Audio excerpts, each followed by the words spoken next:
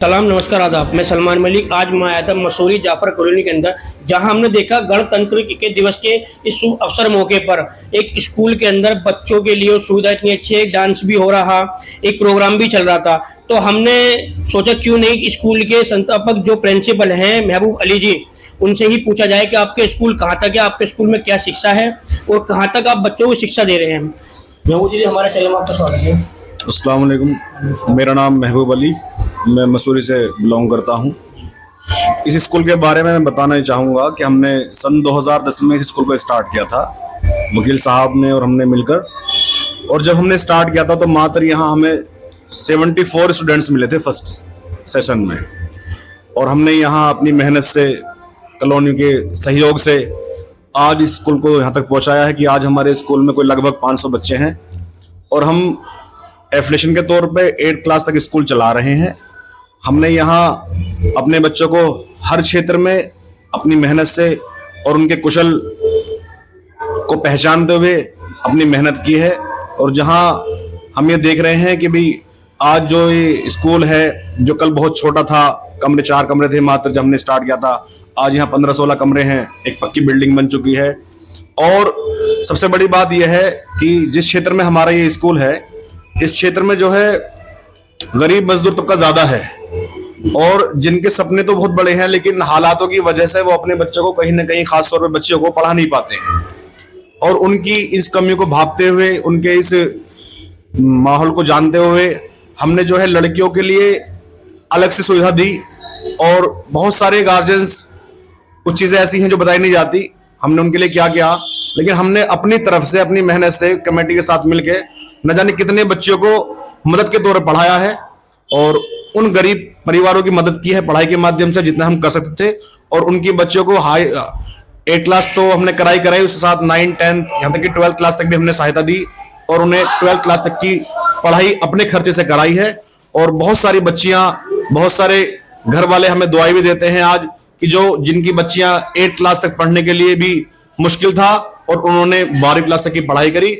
और आगे की हमारी कोशिश भी यही रहेगी कि हम हमारी मेहनत से या हमारी कोशिश से किसी बच्चे का जीवन सफल हो जाता है तो ये हमारी खुशनसीबी है। यही हमारा प्रयास अब तक रहा है और आगे भी यही रहेगा। अच्छा, भविष्य में स्कूल को आप आगे तक कहाँ तक लेना चाहेंगे और जो भविष्य के अंदर जो गरीब बच्चे हैं, जो माँ बाप बच्चों को नहीं पढ़ा सकते, आप उनके लिए क्या सुविधा देंगे?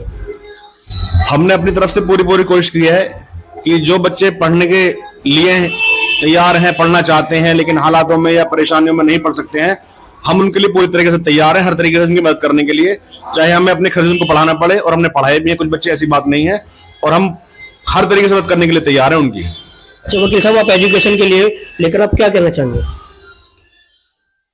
देखो, एजुकेशन एक ऐसा हथियार है आज जो दुनिया मैं अपने कैमरे के माध्यम से बताना चाहता हूं कि हमारे साथ जो स्कूल के मौजूदा जिम्मेदार व्यक्ति भी हैं। दूसरी बात है कि एडवोकेट भी हैं, एक वरिष्ठ एडवोकेट भी है गाजियाबाद राजनगर कोर्ट से। धन्यवाद, आपके चैनल का धन्यवाद। हम एजुकेशन के लिए, क्योंकि एजुकेशन एक ऐसा हथियार है हमारा, आज एजुकेशन की ही वजह से दुनिया के अंदर हमने एक नाम पाया है। उसमें चाहे भी हमारे राष्ट्रपति रहे एपीजे अब्दुल कलाम साहब, एजुकेशन की वजह से वहां तक पहुंचे। वो एक मिडिल परिवार से थे। आज जो देश पूरा हमारे बाबा साहब की अगुवाई में बना हुआ संविधान गणतंत्र दिवस के रूप में, देश गणतंत्र दिवस के रूप में मना रहा है। मैं सभी देशवासियों को गणतंत्र दिवस की भी शुभकामनाएं, बधाई देता हूं, क्योंकि इस देश के संविधान ने देश को जो एक पहचान दी है पूरी दुनिया के अंदर, हमारा जो संविधान है एक मिसाल है। ये लोकतांत्रिक देश है।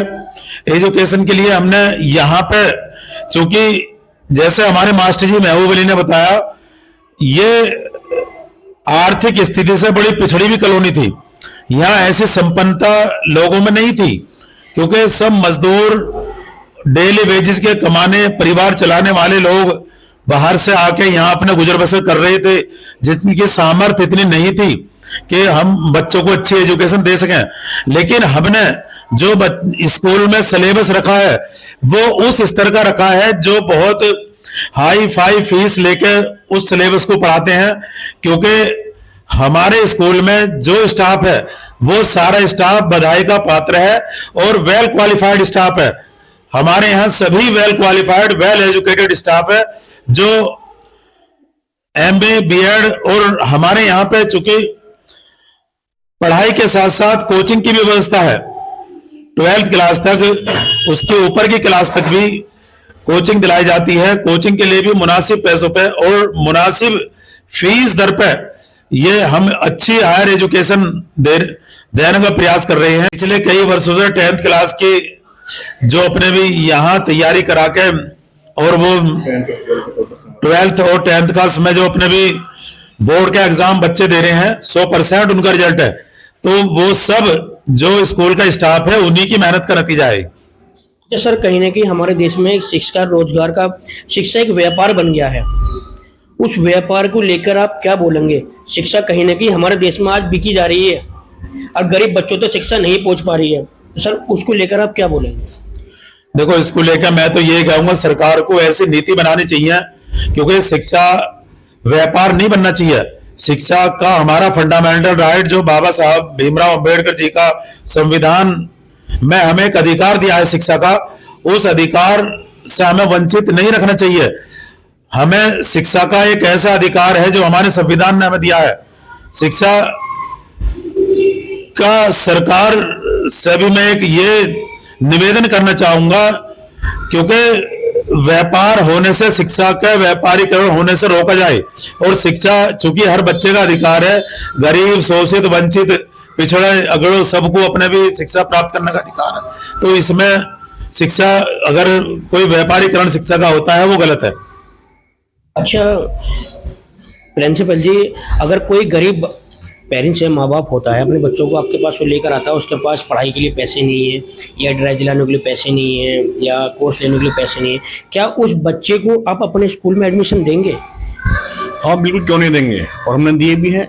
मतलब जिस लेवल के हम कर सकते हैं हमने की है, और इंशाल्लाह आगे भी हम बिल्कुल करेंगे। और अगर हम तो साफ कहते हैं कि भी अगर बच्चा पढ़ना चाहता है, बच्ची पढ़नी चाहती है, और आपके पास उसे पढ़ाने के लिए, पढ़ाने में दिक्कत है या पैसा नहीं है, तो हम तैयार हैं ऐसे बच्चों को पढ़ाने के लिए, और पढ़ाया भी हमने और आगे भी इंशाल्लाह पढ़ाएंगे।